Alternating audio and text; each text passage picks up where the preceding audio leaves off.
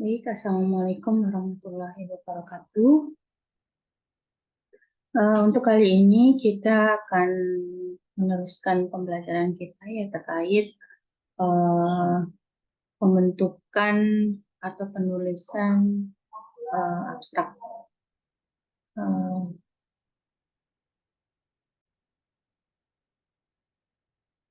Baik, saya akan share screen.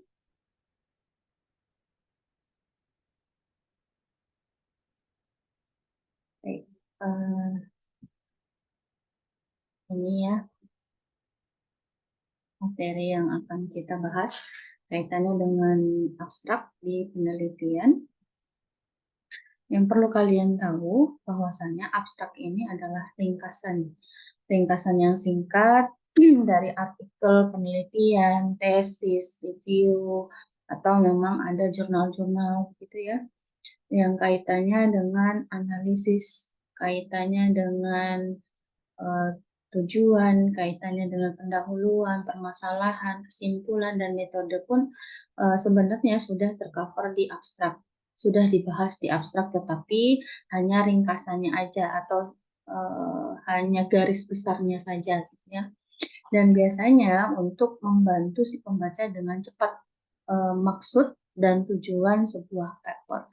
Jadi ada tips nih ketika kalian akan membaca ataupun mengambil jurnal yang akan kalian pakai untuk tinjauan pustaka, literasi, ataupun menjawab pertanyaan dari hasil yang memang kalian dapat di pembahasan, itu pun bisa dibaca terlebih dahulu abstraknya. Nah, abstraknya penelitian dari jurnalnya atau tesisnya ataupun skripsinya itu mau dibawa kemana. Jadi sesuai atau tidaknya dengan judul ataupun skripsi penelitian yang kalian mungkin ambil nanti. Nah, abstrak ini bila kita ingin menghadiri konferensi internasional, nah ini biasanya yang diminta adalah abstraknya terlebih dahulu kaitannya dengan uh, penelitian ataupun tulisan ataupun manuskrip yang memang yang kita akan sodorkan atau kita daftarkan ke seminar hasil, seminar nasional, seminar internasional, itu biasanya yang kita sodorkan terlebih dahulu adalah abstraknya. Nah, kemungkinan besar kita diminta mengajukan abstrak ya untuk mendapatkan dana, itu juga bisa. Terus abstrak kita ini akan dinilai sebagai cara seleksi peserta yang akan didanai. Ini misalnya kalau untuk hibah ya, itu bisa dilihat abstraknya ataupun waktu pas seminar nasional, seminar internasional, dilihat abstraknya. Nah, abstraknya ini bersinergi atau enggak, bersatu atau enggak, ataupun saling mendorong enggak, sesuai bidangnya enggak dari seminar nasional tersebut. Nah, fungsi abstrak yang pasti adalah untuk memberikan informasi kepada masyarakat perihal hasil penelitian yang telah dibuat. Nah, uraian yang hanya satu halaman memudahkan abstrak ini memasukkan dalam jaringan internet. Nah, biasanya kalau di internet ya kaitannya dengan jurnal, kalau yang tidak open access itu biasanya yang diambil abstraknya atau yang kita lihat pertama kali adalah abstraknya. Ketika abstraknya sudah bersinergi ataupun sama nih dengan penelitian kita, baru kita cari jurnalnya seperti itu.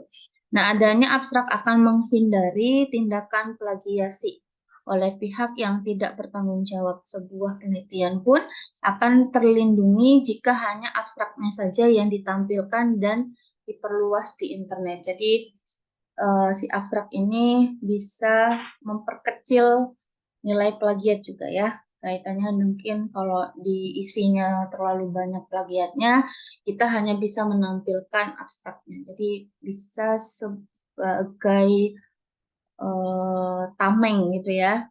Nah, ini ada jenis-jenis abstrak. Yang pertama adalah abstrak indikatif, di mana abstrak yang menyajikan uraian secara singkat mengenai masalah yang terkandung dalam laporan atau karya ilmiah yang lengkapnya. Nah, abstraknya ini kaitannya dengan indikatif Ini bertujuan agar si pembaca itu mengetahui apa sih isi informasi tanpa memadatkan isi informasi aslinya dan hanya memberikan indikasi atau sasaran cakupan tulisan saja. Maka si pembaca ini dapat mempertimbangkan apakah tulisan asli perlu dibaca atau tidak. Jadi kalau abstraknya sudah tergambar, sudah menggambarkan penelitian yang lengkap ataupun isi dari jurnalnya yang lengkap, seperlunya tidak membaca, ataupun ketika si pembaca ini akan mencocokkan antara penelitian si sebelumnya, si yang punya jurnal ini dengan penelitian kita. Kalau tidak bersinergi ya sudah cukup membaca abstraknya saja. Jadi kita bisa lebih mudah mengambil jurnal ataupun tidak, ataupun mengambil literasi tersebut atau tidak gitu ya. Nah, ada juga abstrak informatif yang dimana abstrak informatif ini adalah miniatur laporan atau karya ilmiah asli dengan menyajikan data dan informasi secara lengkap atau tidaknya. Nah, sehingga si pembaca ini tidak perlu lagi membaca tulisan aslinya. Jadi ringkasannya itu udah padat, udah lengkap gitu ya, bahkan sampai hasil-hasilnya pun sudah tercantum di abstrak tersebut, kecuali ada yang perlu pendalaman gitu ya.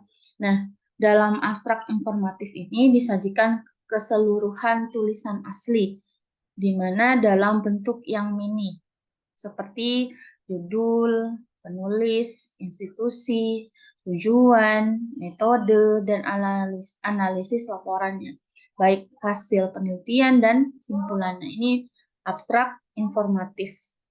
Kalau di perikanan ya kaitannya dengan abstrak ini biasanya kita menggunakan abstrak informatif karena di situ di abstrak bisa tergambar semuanya dari pendahuluan pun pengertiannya gitu ya, itu sudah tergambar di abstrak gitu.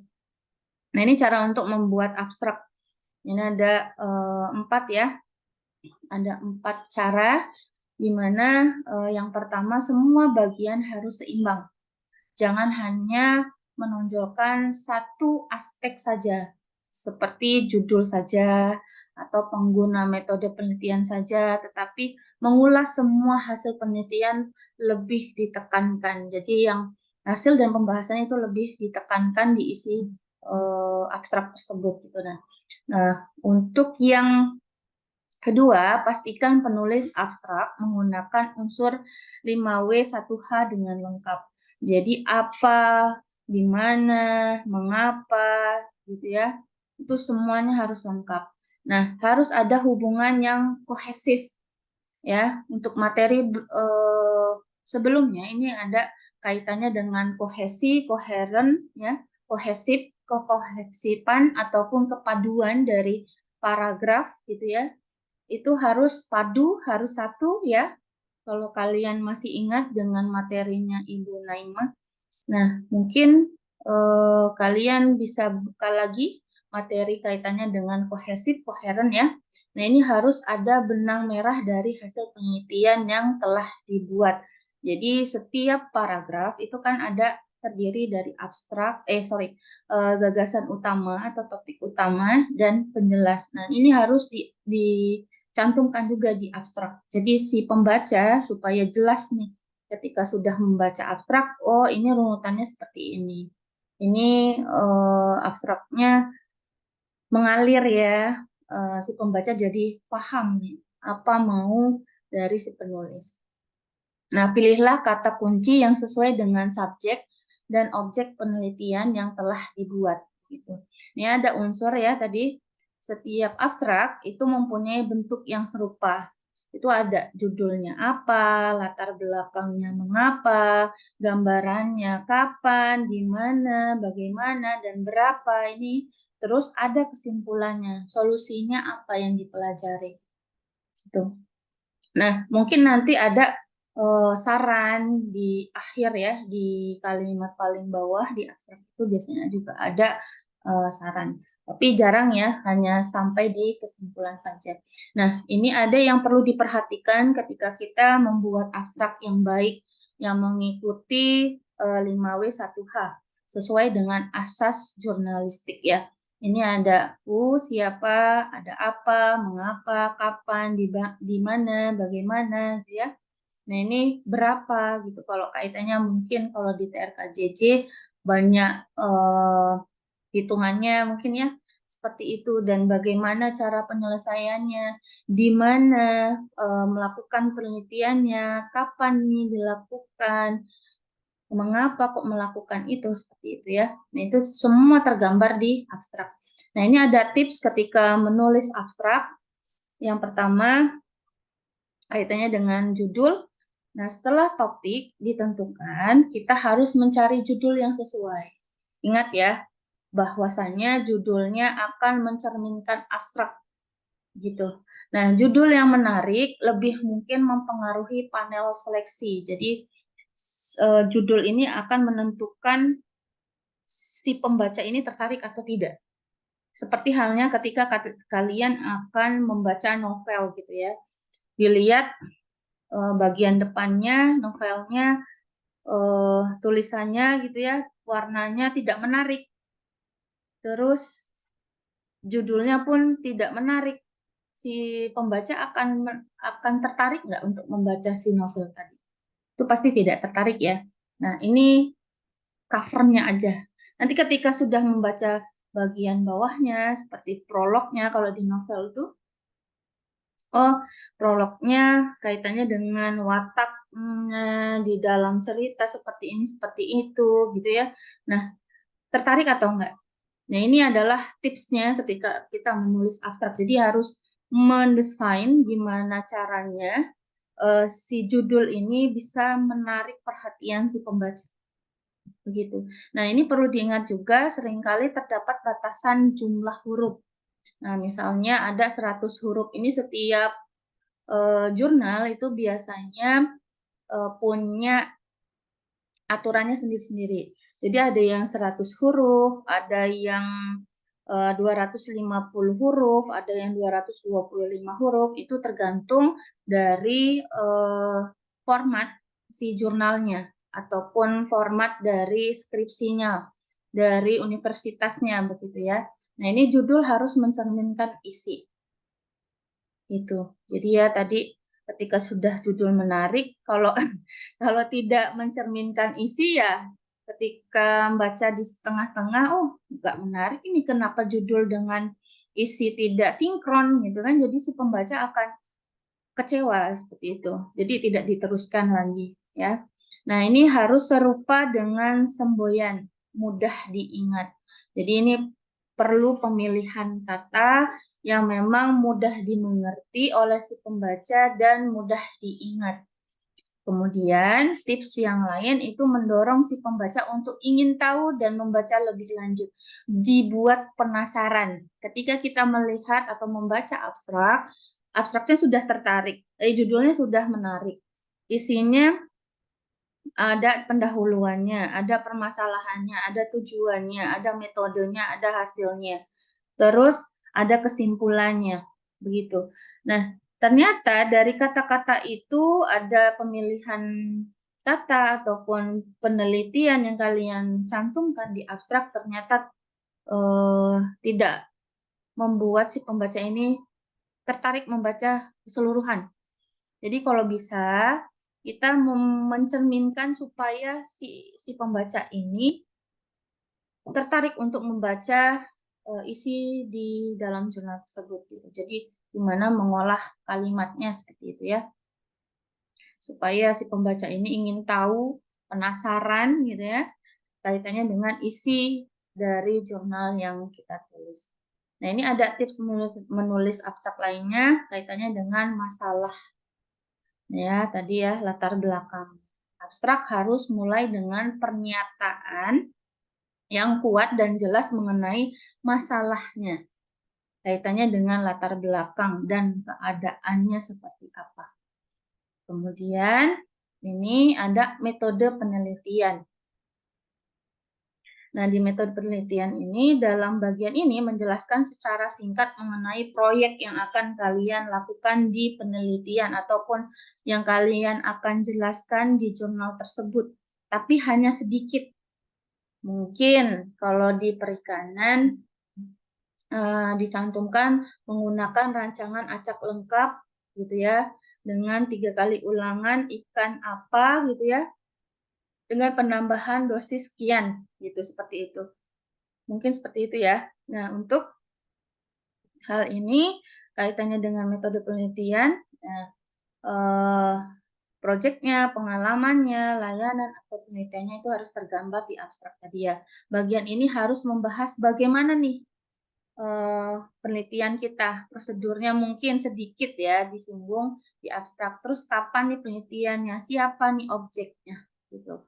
Nah, unsurnya itu ada strategi bagaimana kegiatannya dilakukan, penerapannya bagaimana, kaitannya dengan kegiatannya apa nih yang dilakukan. Nah, sumber dayanya apa, mitra lokal, nasional kah, atau internasional, ataupun logistik gitu ya.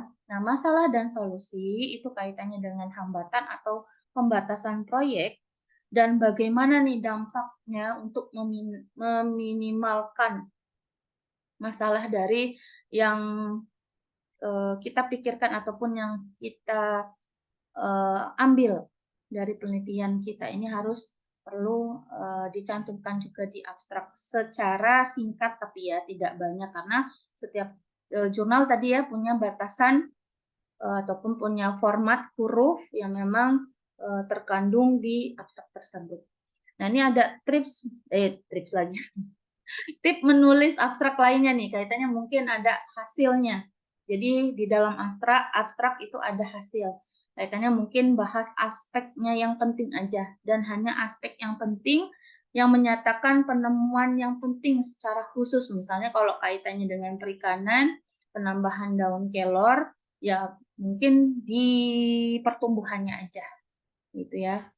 Hanya dicantumkan hasil pertumbuhannya yang intinya dari hasil kita yang memang jadi maskotnya gitu ya. Jadi yang paling menonjol dari penelitian kita itu harus dicantumkan di abstrak juga. Nah, sebutkan ide yang inovatif. Kaitannya mungkin kalau hasilnya bagus, terus penambahan daun kelor yang memang secara ilmiah itu jarang ya dilakukan penelitian kaitannya dengan daun kelor. Oh, ini tuh daun kelor inovatif nih atau kreatif dari si penulis. Nah, itu dicantumkan juga supaya si pembaca tadi tertarik ya. Nah, kemudian ada harus sesuai dengan judul dan bagian sebelumnya. Jadi ada disinggung lagi di hasil nih, di dalam hasil ataupun di bagian hasil di abstrak ya. Dasar pengamatan langsung ini hindari pikiran atau pendapat pribadi mengenai penemuannya. Jadi jangan dicantumkan tinjauan pustakanya ya di abstrak itu jangan. Jadi sesuai pengamatan kalian, terus menurut dengan hasil segini gitu ya, ternyata meningkatkan pertumbuhan secara signifikan karena gitu aja. Karena daun kelor memiliki protein yang cukup tinggi. Seperti itu mungkin ya, bisa digambarkan. Nanti kita ada bedah bagaimana cara menentukan ataupun membuat abstrak ya. Nah, ini coba sampaikan hasil secara kuantitas maupun kualitas. Nah, ini ya kita coba bedah dulu bagaimana nih caranya membuat abstrak. Kalau ini kita lihat ya, ini ada contoh format abstrak yang biasanya kita lihat di jurnal. Ini kaitannya dengan judul makalah. Nah, ini kita lihat gunakan huruf kapital Times New Roman sesuai dengan format yang diminta oleh jurnal-jurnal ya. Ini hanya gambaran sedikit kaitannya mungkin pembuatan abstrak ya. Nah, terus ini ada nama di sini.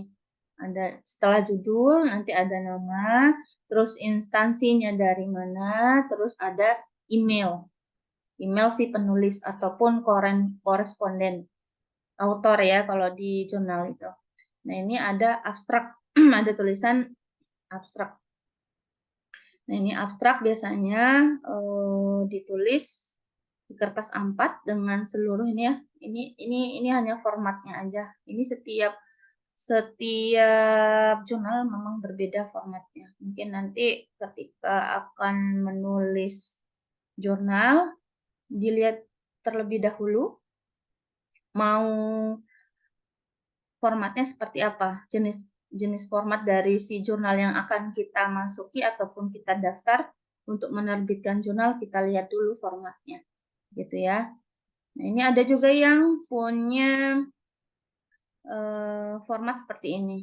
Jadi kita lihat ini ada pertama kali abstraknya. Kalau tadi kan abstraknya judul dulu, baru nama, baru nanti instansinya, baru nanti ada emailnya, baru ada tulisan abstraknya, lalu ada isinya. Nah, ini ada juga yang seperti ini. Jadi beda-beda ya.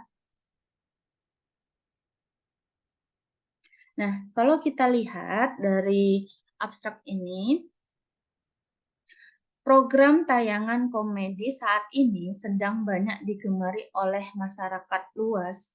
Hal tersebut menjadi alasan bagi stasiun televisi untuk berlomba-lomba menyajikan acara yang dapat menarik perhatian penonton. Namun, sayangnya, upaya yang telah dilakukan tidak diikuti dengan kualitas dari isi tayangan komedi tersebut. Nah, kalau dilihat dari dua kalimat ini adalah permasalahan ya yang timbul ketika kita akan melakukan penelitian. Jadi dicantumkan juga di abstrak ya, supaya tahu nih isi abstraknya kenapa sih kok penelitian ini gitu ya. Apa sih masalahnya? Bagaimana sih penyelesaiannya begitu ya. Nah, terus di kalimat berikutnya ini ada kalimat penelitian ini menggunakan pendekatan kajian analisis wacana kritis dan teori ekonomi politik media secara landasan teori. Ini kira-kira apa nih? Masuk ke mana? Udah mau masuk ke metode ya. Nah, penelitian ini mengambil acara Facebookers sebagai subjek penelitian yang bertujuan untuk membongkar praktik komodifikasi isi yang terjadi pada tayangan Facebooker ya. Nah, bagaimana penentuan ide kreatif dalam acara tersebut yang ditujukan dari P3SPS KPI serta bagaimana interpretasi publish dalam tayangan Facebooker. Ini udah masuk ya. Bagaimana nih caranya, metodenya, seperti itu ya. Nah, ini ada hasilnya. Nah, hasil yang ditemukan oleh peneliti adalah ditemukannya praktik modifikasi pada penentuan ide kreatif acara, di mana pembagian porsi gosip yang lebih besar penentuan ide kreatif acara, di mana pembagian porsi gosip yang lebih besar dibandingkan isi dari cerita sketsa reality yang ditampilkan pada acara tersebut. Berarti ini udah ada masuk ke hasil ya. Nah, apa nih kesimpulannya? Ini isinya sampai ke mana nih? Share media, sedangkan pada praktek konsumsi masyarakat tidak memiliki pilihan lain untuk menonton acara tersebut, walaupun menyadari tidak adanya nilai guna yang mereka dapatkan dengan berbagai alasan. Nah, ini udah masuk ke dalam kesimpulan. Jadi selanjutnya pada praktik sosial kultural, telah banyak aturan legal mengenai penyiaran televisi, di antaranya adalah P3SPS ya, KPI, namun yang implementasinya hal tersebut belum dapat direalisasikan. Nah, ini sudah masuk ke dalam simpulan yang dari selanjutnya sampai di bawah, sampai direalisasikan. Ini sudah masuk ke kesimpulan. Jadi, untuk abstrak, itu tadi ya saya ulangi, untuk membuat abstrak itu hal yang pertama kali kita cantumkan ke dalam abstrak itu pastinya adalah masalahnya apa. Tadi ya udah tergambar bahwasannya tadi di abstrak ini itu ada masalahnya. Kenapa kok televisi Facebooker dan segala macamnya itu tidak ternyata tidak apa ya, tidak memberikan manfaat, malah memberikan gosip-gosip seperti itu ya. Nah, ini masalahnya. Terus metodenya apa? Metodenya tadi bagaimana nih cara penyelesaiannya, bagaimana tujuannya, bagaimana eh, penentuan ide kreatifnya. Nah, ini merupakan sudah masuk ke metode. Nah, untuk hasilnya ternyata hasilnya tadi ya tidak masuk ke dalam reality dan tayangan tersebut tidak memiliki nilai edukatif bagi masyarakat gitu ya, itu termasuk ke dalam hasil.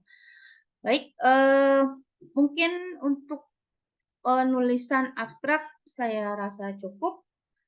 Saya akhiri. Wassalamualaikum warahmatullahi wabarakatuh.